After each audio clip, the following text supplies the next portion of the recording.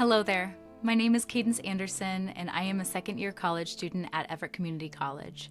During today's TED Talk, we will be discussing the ethics of the archive, evaluating the Epstein files through deontology and utilitarianism. We all like to believe that justice is blind, but lately it feels less like justice is blind and more like it is being blindfolded. We are currently living through one of the most enraging ethical catastrophes in our history, the botched release of the Jeffrey Epstein files.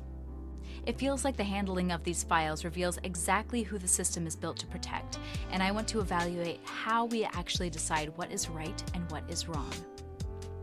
By evaluating deontology and utilitarianism's moral philosophies, this will illuminate our way in determining which way the scales shall fall.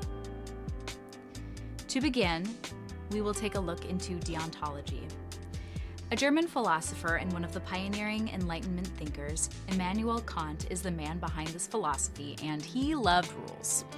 Deontology doesn't focus on the consequences of an action. It only cares if the action itself is inherently good. A deontologist asks, what is my absolute moral duty? They believe that if privacy is a human right for everyone, it's cut and dried. Right is right and wrong is wrong. You don't break the rules just because it's convenient, and you never use people as stepping stones to get what you want. On the other side of the philosophical coin, you have utilitarianism, coined by Jeremy Bentham and John Stuart Mill. They couldn't care less about the rules as they value the results. A utilitarian looks at the problem and asks, what is going to do the most good for the most people? If releasing a single document ruins one billionaire's life, but it saves 1,000 kids from future abuse, the utilitarian doesn't even hesitate on the math. The document is released as they see that the needs of the many outweigh the needs of the few. To oversimplify, deontology is about following the rules. Utilitarianism is about getting the highest score. Now, bringing those philosophies into the reality we're facing right now, in late 2025, the government gave us December 19th as the deadline for the Epstein Files Transparency Act. That day came and that day went, leaving the officials and the public sitting twiddling their thumbs. The Department of Justice told us they needed more time to protect the privacy of victims, and honestly, by all means, take that time to protect the victims. I think we can agree that we want to reduce the harm these victims must further endure, as I can't imagine the trauma resurfacing from the trials being plastered on every news source. But reality didn't align with these claims of goodwill. When they finally started releasing these batches, they failed at the one thing they claimed to be doing. Because of technical errors, the names, social security numbers, home addresses of actual victims, some of whom were minors at the time, were exposed. Yet, the names of the powerful, the John Does, the clients, the guys who flew on the planes, stayed safely hidden behind thick black bars or were delayed indefinitely. This is our dilemma. We have millions of documents containing both innocent victims and guilty predators. The government is arguing for caution, saying things like they have to wait, that they can't risk accidentally naming an innocent person, even if it means the guilty get to hide a little longer. The public is arguing for transparency, posing arguments such as the delay acting as a smokescreen to protect powerful people, and that a billionaire pedophile's right to privacy shouldn't trump public safety. One Jane Doe, whose name was revealed in the files, said in an interview with CNN, "The reason I feel so passionate is it's not just about me and what happened. I fear for the little girl who's calling the FBI right now and asking for help. I am so afraid for her because if I have to do all of this right now, I have no words. I just have no words.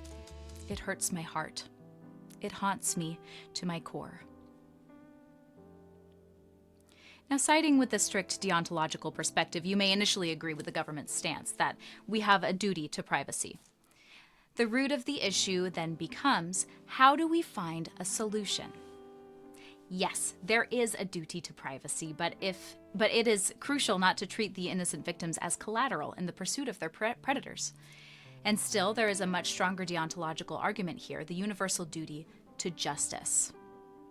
If you commit a crime, you have a duty to face the consequences, and by hiding the names of the men who participated in this trafficking ring, the state is violating its core duty. The conclusion may be perceived as harsh, but the puzzle pieces align perfectly. You redact the victims, protecting them because they are innocents who deserve protection, and you expose the offenders because they broke the moral law and forfeited their right to hide.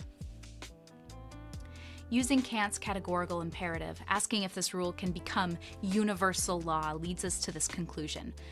Protecting innocent victims while exposing the guilty predators is an easy yes.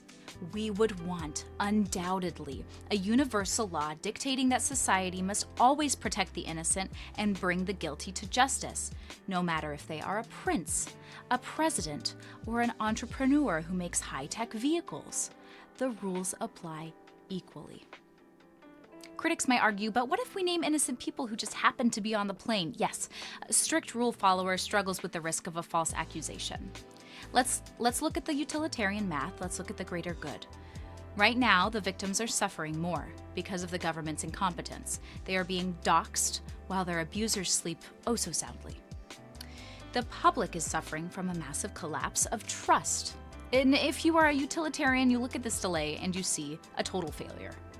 The government's attempt to balance things has given us the maximum amount of pain for the victims and the minimum amount of accountability for the predators. The utilitarian answer is immediate. Expose the ring and tear it down.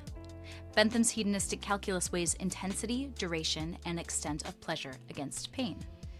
When running these numbers, the temporary pain of a wealthy associate getting bad PR or distress of guilty elites is literally nothing compared to the pleasure of dismantling a global sex trafficking network. Safety, truth, and deterrence undoubtedly outweigh the privacy of a few dozen powerful men. In this calculus, the sheer extent of the greater good is seemingly untouchable from the clamoring, desperate hands of the exposed predators. So where does that leave us?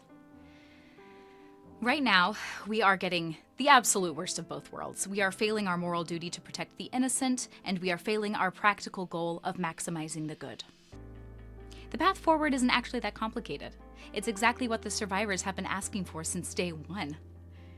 Redact the victims. They did not choose to be there. Their privacy is a fundamental moral right. Expose the offenders. They did choose to be there, and their privacy, it isn't a right anymore. It's just a shield for corruption. We cannot allow privacy to become a luxury good that only the wealthiest among us can afford, because if we keep delaying under the guise of protection, we aren't actually protecting anyone. We're just helping the monsters hide in the dark and lick their wounds. Thank you.